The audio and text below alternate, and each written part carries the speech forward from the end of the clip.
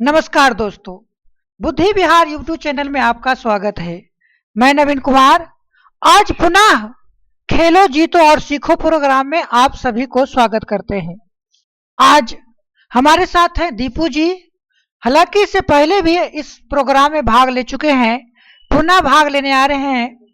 चलिए दीपू जी, आपको दोबारा भाग लेने में कैसा लग रहा है इस प्रोग्राम? बहुत अच्छा लग रहा है।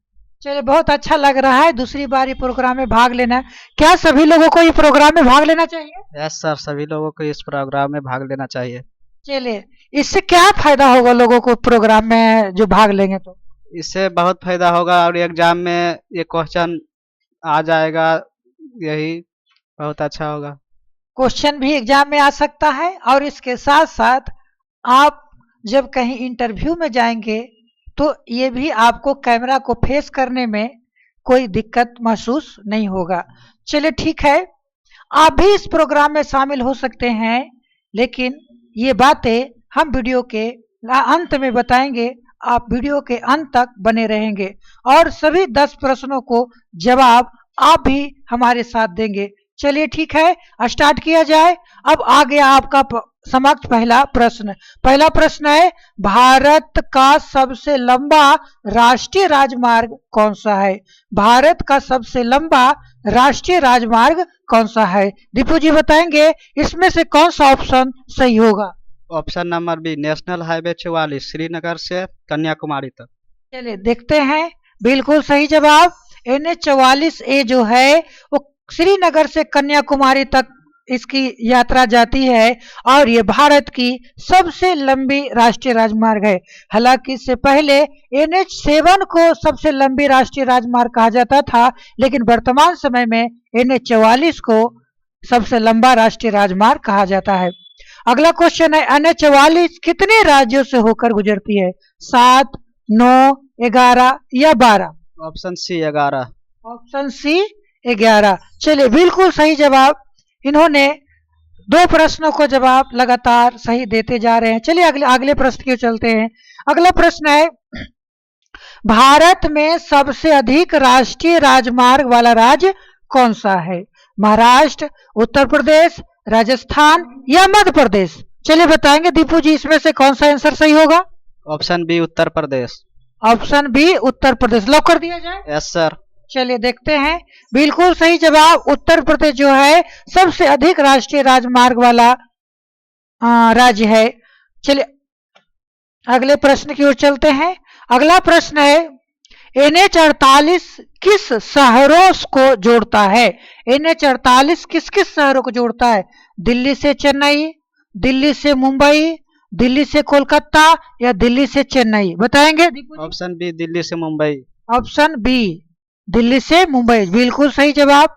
अगला प्रश्न चलते, भारत में उत्तर दक्षिण गलियारा मुख्य रूप से किस नेशनल हाईवे से जुड़ा हुआ है? उत्तर दक्षिण गलियारा मुख्य रूप से किस नेशनल हाईवे से जुड़ा हुआ है? NH 44, NH 27, NH 48 या NH 19? चलिए दीपू जी बताएंगे। Option number A, NH 44। एकदम स्टेट नहीं रहना है, कुछ इधर उधर भी एक्टिविटी, पूरा एकदम मूर्ति बन चुके हैं दीपू जी। चलिए एकदम सीरियस होके बात कर रहे हैं, सीरियस होके।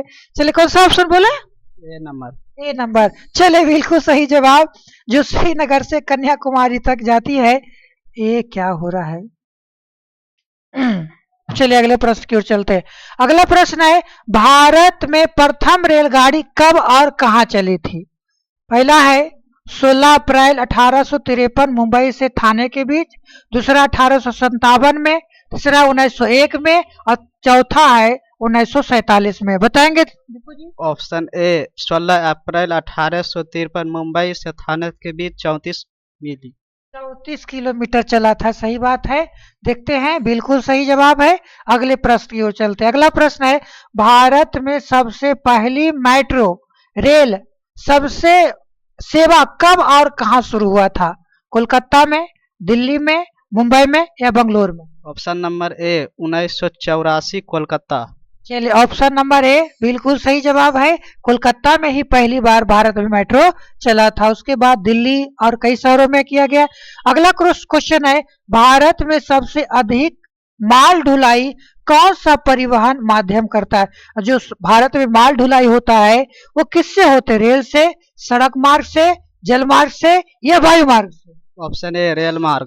ऑप्शन ए रेल मार्ग सही बात है। आपको पता होगा सबसे ज्यादा कोयला वाला गाड़ी इधर उधर जाते रहता है, हम देखते हैं। हालांकि इसके अलावा सीमेंट हो गया, उर्वरक हो गया और कई चीजें जो है कि आपको इसके साथ ढुलाई की जाती है। चलिए अगला प्रश्न है, 1911 में भारत में पहली वाणिज्यिक उड़ान किन दो स्थानों के बीच हुई थी? इलाहाबाद से नैनी के बीच, दूसरा है दिल्ली और मुंबई के बीच, तीसरा है कोलकाता चेन्नई के बीच और चौथा है दिल्ली और पटना के बीच। चलिए दीपू जी बताएंगे इसमें से कौन सा आंसर सही होगा? ऑप्शन ए इलाहाबाद से नैनी के बीच। इलाहाबाद से नैनी के बीच में, चलिए बिल्कुल सही जवाब है। पहली बार इलाहाबाद से नैनी के बीच हवाई उड़ान की गई थी, लेकिन इसमें पहली बार पार्सल डाक पार्सल ले गया था। उसके बाद जो है कि आपको मानव सेवा की शुरुआत होती है। चलिए अगले प्रश्न की ओर चलते। अगला प्रश्न है, राष्ट्रीय जल मार्ग 1 किस नदी से संबंधित है? गंगा, भगीरथी और हुगली, ब्रह्मपुत्रा, तीसरा है गोदावरी कृष्णा और चौथा है केरल और बैकवाट। चलिए बताएंगे दीपू जी इसमें से कौन सा आंसर सही होगा? Option A Ganga, Bhagirathi, Hooghly. Option A, चलिए बिल्कुल सही जवाब है। इस प्रकार से आज दीपू जी ने 10 में से 10 प्रश्नों को जवाब देकर पहली बार रिकॉर्ड बनाए हैं। कैसा लग रहा है दीपू जी? बहुत अच्छा लग रहा है। चलिए बहुत अच्छा लग रहा है। पहली बार कोई व्यक्ति ने 10 में से 10 प्रश्न का जवाब हमारे प्रोग्राम में दे पाए हैं।